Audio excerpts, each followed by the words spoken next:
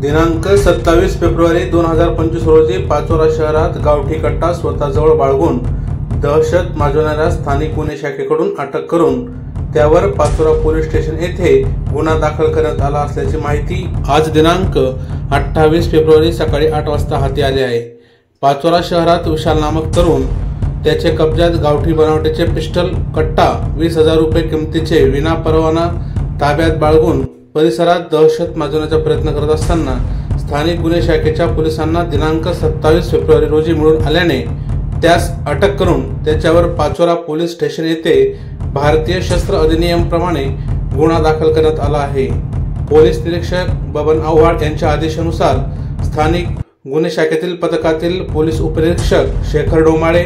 Police head constable Laxman Patil, police head constable Ranjit Jadhav, police constable Ishwar Patil, Rahul Mahajan, Jitu Patil, police नाईक प्रमोद ठाकूर यांच्या पथकाने ही कारवाई केली आहे। आमच्या चॅनलला लाईक करा, सबस्क्राइब करा, बेल आयकॉनवर क्लिक करा आणि हो शेअर करायला विसरू नका।